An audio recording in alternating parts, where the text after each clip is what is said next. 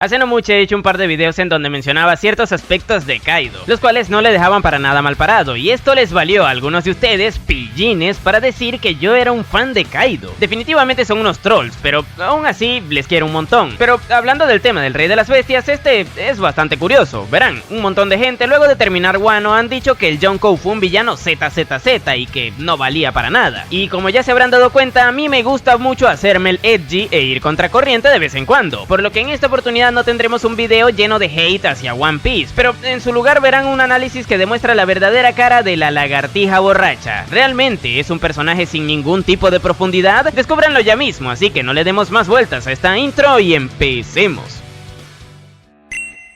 Bien, vamos a empezar aclarando una mamada que un montón de gente se ha creído y que hace que Kaido parezca una figura turbo invencible. Verán, resulta que en la presentación del personaje, el narrador, o como sea que se le llame a la voz que comenta vainas de vez en cuando de forma extradiegética, nos dice a nosotros los espectadores que, cito textualmente, la gente suele decir que si es en una pelea uno contra uno, siempre apuesta por Kaido.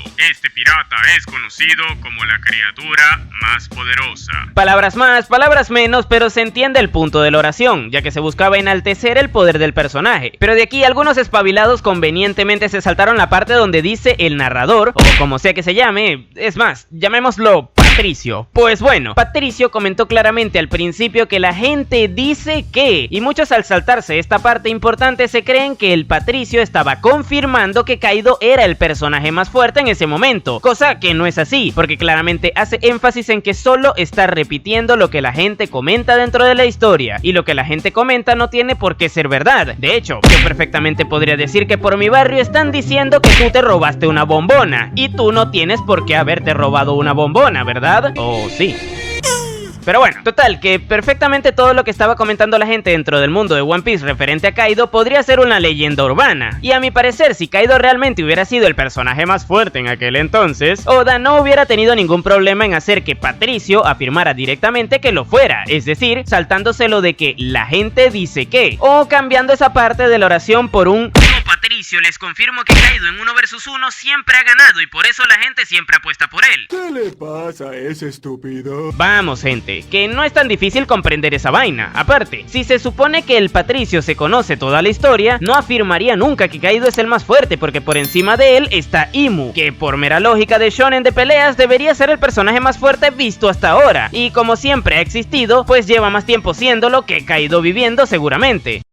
Matemáticas, hijo, con eso alegarás, pero los números no mienten. Pero bueno, ya habiendo aclarado esa mamada, ahora sí vamos con el verdadero análisis. Miren, lo primero que me gusta hacer cuando analizo a un personaje es intentar interpretar qué demonios quería contarnos el autor con este, ya que la mayoría de las veces los personajes van ligados con conceptos, y en el caso de Kaido lo comprendí bastante bien desde el momento en el que se nos mostró su flashback. El concepto que Oda nos quiere transmitir con el personaje es el de la meritocracia llevada al extremo, y ustedes se preguntarán, ¿en qué momento se nos dijo esa mamada? No digas mamadas, Mary Jane. Pues no se nos dice directamente, pero sí que se nos da a entender cuando en el capítulo 1049 vemos como en su juventud este fue un niño de guerra. Vamos, un niño que en vez de andar jugando con carritos y pelotas jugaba rompiéndole las piernas a sus enemigos. Lo típico, pero llegado a cierta edad los gobernantes de su reino le querían usar como moneda de cambio para negociar con Mary Joyce. Y esto al pequeño Kaido no le gustó para nada, generando así un repudio hacia la monarquía. Y como él ya de por sí era súper fuerte,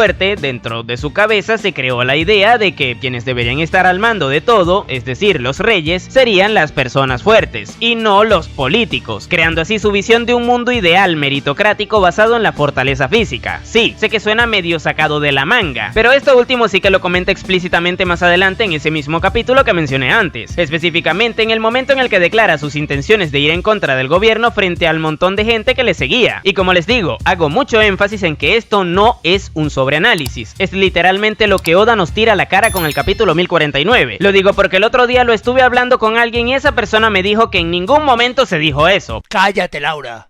Por favor, leamos con más atención el manga. Ahora bien, basándose en la meritocracia, Kaido fue poco a poco construyendo su propia tripulación, la cual no es casualidad que se rige enteramente por la ley del más útil. Es por esa razón que vemos a miembros super proactivos como King, Black Maria y Ulti estando entre los más importantes de su gente. De hecho, para poder ganarse el puesto de comandante entre las filas de Kaido, se debe derrotar a quien ocupe el puesto previamente, demostrando así que para estar en lo más alto de la pirámide es indispensable ser poderoso para mantener ponerse en el lugar. Vamos, meritocracia pura y dura. ¡Para eso te pagamos!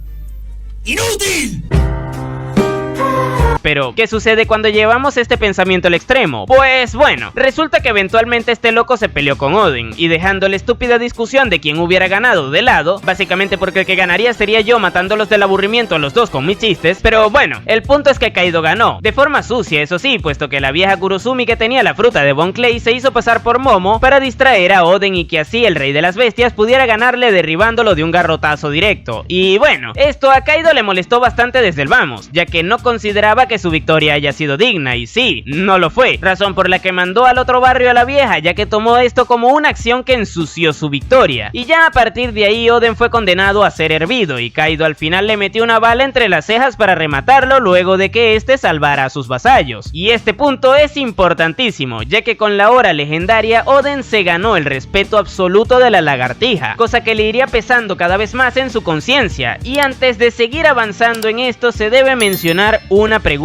que frecuentemente me han hecho con respecto a esta etapa de la vida de Kaido, y es que si este consideró que ganó injustamente, ¿por qué no dejó que Oden se recuperara para que tuvieran una revancha? Y la respuesta es sencilla, es porque en ese momento Kaido tenía otras prioridades, como la de afianzarse en el poder en el país de Wano, además de que ni él mismo sabía que tanto le iba a joder en la conciencia eso de haber ganado injustamente en el futuro. Y esto me lleva a seguir avanzando en la historia. El tiempo fue pasando, y de repente nos topamos con un Kaido que se quería desinstalar de la vida al lanzarse desde una nube, y que encima ahogaba todas sus penas en las botellas, o mejor dicho, en lo que había dentro de ellas. Un poco trambólico.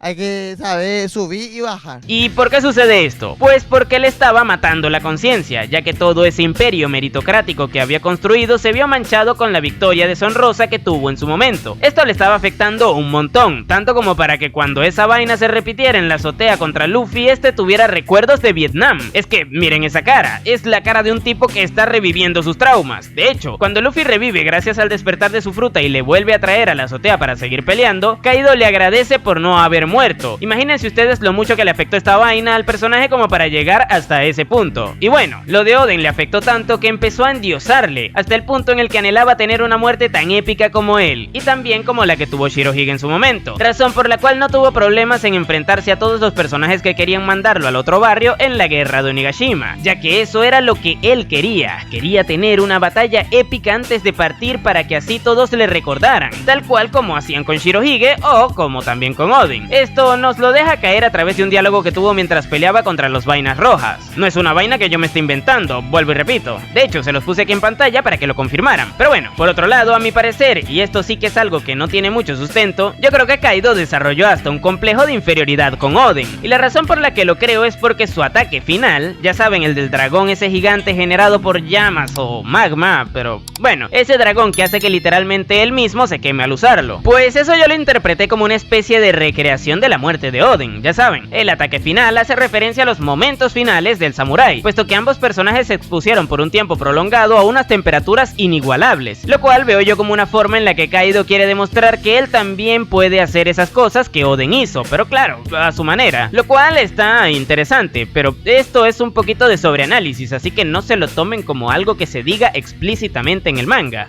Por eso esperaba con la carita empapada que llegaras con rosa. Ahora, tomando en cuenta que el personaje haya anhelado esa muerte épica, toca preguntarse, ¿realmente lo obtuvo? Porque a fin de cuentas los momentos finales de su encuentro fueron ensuciados por la constante ridiculización que recibió gracias a que Luffy despertó su fruta y transformó esa batalla en una caricatura. ¿Ustedes creen que Kaido logró su objetivo? A mi parecer no, ya que él mismo menciona con cierto desagrado en un momento puntual que el despertar de Luffy se parece a las tiras cómicas que existen dentro de ese mismo mundo, pero no les podría afirmar que esto sea así, porque tampoco es que le veamos lamentarse por el rumbo que acabó teniendo ese duelo entre ambos. Sin embargo, me gustaría pensar que al final Kaido fracasó en conseguir eso que tanto anhelaba, ya que se merecía no obtenerlo por todo el daño que le causó a tantísima gente dentro de ese mundo. Pero bueno, ahora tomando en cuenta todo lo que se ha comentado en este video, toca preguntarse, ¿realmente su trasfondo y desarrollo son unas basuras? Verán, yo creo que mucha gente se esperaba algo que tirara más por la vía de Doflamingo, ya saben, un personaje con un trasfondo mucho más complejo, razón por la cual se decepcionaron al ver que la única única justificación que tuvo Kaido para todo era que quería crear un mundo ideal donde la ley del más fuerte fuera la única que valiera. Pero a mi parecer esto, además de ser algo bastante simple, es un concepto que se llevó a cabo de una muy buena manera, ya que es verosímil que haya desarrollado ese pensamiento, puesto que lo único que él siempre tuvo fue su fuerza, y lo que más le jodió en la etapa más temprana de su vida fue todo eso del politiqueo, razón por la cual quería un mundo en donde eso no existiera. Y si se preguntan la razón por la cual dejaba que Orochi gobernara a Wano, pues esto se debe a que le convenía tenerlo a él ahí mientras intentaba reconducir a Yamato para que fuera ella quien ocupase ese puesto más adelante, ya que recordemos que el Wano ideal que él quería construir era uno en donde su hija fuera la Shogun debido a la fortaleza que le demostró desde bien chiquita. ¡Ay, pero qué romántica! Pero bueno, a mi parecer Kaido tiene un trasfondo simple, pero bien ejecutado. Siento que es un personaje mucho más digerible para todos y sobre todo, funcional dentro de su obra si lo comparamos con Big Mom, por ejemplo. Y por otro lado, sé que muchos se esperaban ver a Shebeck en su flashback, pero si ni ahorita que estuvimos en God Valley por un par de capítulos se nos mostró, tampoco lo iban a hacer antes. Pero bueno, Kaido se queda como el villano más poderoso visto en acción hasta ahora. Pero eso no hace que sea el más fuerte de toda la obra, ya que por encima de él está Imu. Y si me apresuran, creo que Shanks, que sin ser un villano también es posible que sea más fuerte que él. Si bien Kaido no tiene un trasfondo increíble, tampoco es una piedra como muchos otros dicen que es. Es simplemente un villano funcional y precisamente por eso está por encima de otros ocupantes pasajeros de este puesto como Enel, Jody Jones o la propia Big Mom. Pero, hey, que no soy fan de Kaido, coño. Dejen de decirme que soy fan de ese bicho. Carajo, ya decídete, ¿no? En fin, ¿tú qué opinas al respecto de todo esto? Déjamelo en la caja de comentarios. Yo por mi parte te dejaré por aquí más de mi contenido. Ahora sí, sin nada más que decir, tú puedes llamarme Napo y nos vemos en el siguiente video.